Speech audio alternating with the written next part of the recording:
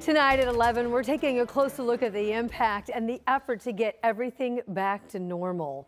After we had a water main break here in Indiana. That was a lot of water. It was a lot of water. And so now we're dealing with a look ahead to the weather, because we do have a chance for not water from a water main break, right, but from the rain and thunder that's moving into central Indiana overnight. We do have this threat of wet weather that lingers throughout the weekend. I'm Anne-Marie Tiernan. I'm in for Scott, who's on assignment right now. And there's so many people that have plans this weekend. A lot of it has to do with basketball. Yes. So how is the timing of the rain going to cooperate with some of these tip-offs? It's really going to cooperate tomorrow, good. because we're going to have the rain in the morning. I know it doesn't cooperate for you if you have to be out at the bus stop or headed to work with the wet roads. But once we get into the afternoon hours, temperatures are going to climb into the 70s and we're going to get a chance to dry out.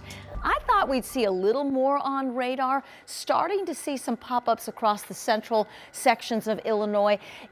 We do expect this to expand a bit overnight, but radar is quiet right now close to home. Future Track 13 does have that expanding and moving our way early tomorrow morning, so we'll be tracking the chance of some showers, maybe some pockets of heavier rain and a few rumbles of thunder as we start our Friday, so be prepared for a slowdown and some wet roads early tomorrow. But come tomorrow afternoon, we're warm, we're breezy, we're dry, mid-70s.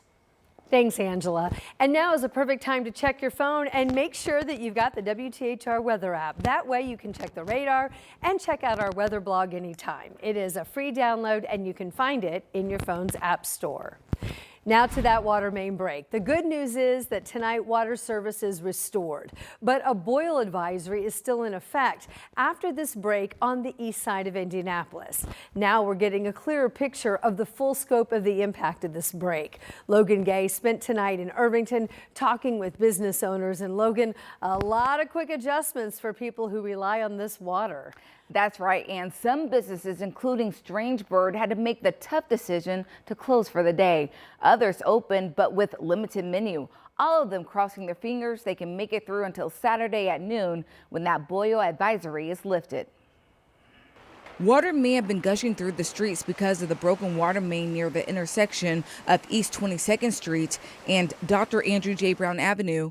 But for neighbors on the east side and the Irvington community, when they turned their knobs, it was bone dry. Many businesses wrestle with the idea of closing for the day or not. For Carrie Shea, the co-owner of Snug, the decision to open the pub for the day came 30 minutes before the set normal hours, when water was finally restored. As a business owner, it's scary because you're afraid to be closed, but you also don't want to put anybody in harm's way. And, you know, we want to make sure, so like calling the health department and making sure that we're doing all the right things. Because the boil advisory is still in place, restaurant and bar owners who want to remain open have to take special precautions. For Snug, that means temporarily limiting their menu. And so we have a big thing of water boiling that we're using if we have to use any water for anything, but otherwise it's all bottled water, and we're serving beer, wine, and whiskey, everything that's been sealed already. But restaurants and bars aren't the only businesses impacted. The owner of Bare Knuckles Barbershop, John Moore, says they started their day with water at the shop. But a few hours later, one of my other barbers went to go make some hot towels, turned the knob on, and no water turned on whatsoever. Which means they were forced to quickly improvise. One of my stylists was coloring a client's hair, and we had to finish the service, so I had to go buy bottles of water to wash the client's hair out. In an industry that requires running water in order to be open, they were forced to close for the rest of the day.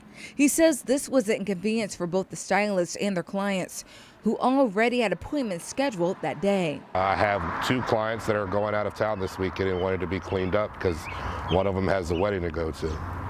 So now they had to go elsewhere. They will be open on Friday, and they're hoping and praying things will be better then. You never know how precious water is until you actually need it. So here's a few more tips from Citizens Energy for neighbors to use during this time. They suggest people use bottled water for everything, including rinsing vegetables, making coffee, ice, and even brushing your teeth. They also say you should give bottled water to your animals as well. Again, the advisory is currently in effect until noon on Saturday. Logan, thank you. New tonight from the south, investigators in Bloomington tell us that they are working to identify skeletal remains that were found in a wooded area on the north side of Bloomington. Police say these remains do appear to be human. They tell us they got the call yesterday to a cuff road that's just north of State Road 45 and I-69. Investigators say that crews that were clearing land in that area made this discovery. The Monroe County coroner responded to the scene along with a forensic anthropology team to recover those remains today. Tonight, we're getting a look at plans from Democrats for changes to a bill that addresses property taxes here in Indiana. It's Senate Bill 1, and it's currently in the hands of the House and Ways and Means Committee. Representative Greg Porter is the ranking minority member. Democrats are now offering 11 amendments to this bill. Porter says the changes at the top of his list include a 1% cap on how much property taxes could increase each year for those who are 65 and older. Right now, that cap is set at 2%. Porter also has an amendment for a state-funded homestead property tax freeze. This would be for veterans who have a service-related disability. Another amendment would increase the renter's deduction from $3,000 up to $5,000. The Democratic House Minority Leader Phil Giaquinta tells us that he's looked at Porter's plan and he supports it. We really need to make sure that the focus is on homeowners and not corporations, and that's what, if we have the opportunity as the House Democrats, we'll push some amendments to do just that. Governor Mike Braun's original property tax relief plan called for cutting property taxes by $1 billion across the state. But that measure has undergone changes since lawmakers heard testimony from local governments and also school districts about the impact of those cuts. So now they've got a month to hammer out what this plan would look like in its final form. Indiana Democratic Representative Andre Carson hosted a virtual town hall meeting tonight. During this hour-long conversation online, he fielded questions about DOGE cuts. Today, the Health and Human Services Secretary announced the elimination of 10,000 full-time positions, and that's in addition to 10,000 workers who've resigned. The top doc here in Marion County, Dr. Virginia Kane, joined that chat tonight, and she voiced concerns that these cuts could negatively impact health access and prevention for those who are disadvantaged and vulnerable, those populations that are right here in Indiana. And Carson, meantime, questioned how these positions made the cut list in the first place. These DOGE cuts cannot be made simply by using AI or software. These are human issues. The government is not a business. And I think when it comes to our health care, we have to be more thoughtful. Meantime, Republican Congresswoman Victoria Spartz is hosting in-person town halls this week. The first is tomorrow night, that's in Westfield. The second is Saturday midday in Muncie. The public is welcome. We have the addresses and the times posted for you online right now if you go to WTHR.com.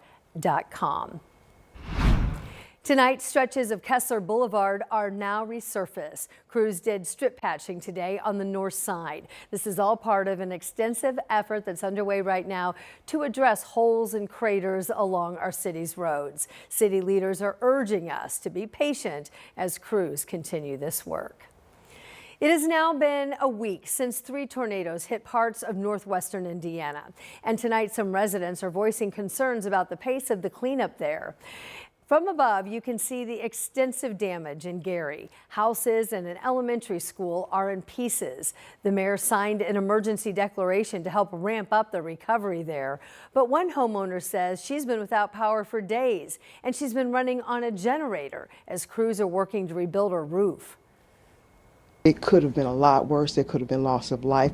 This whole place could have collapsed. We've never had tornadoes to this extreme. When I was a little girl, we used to have storms, but nothing like this.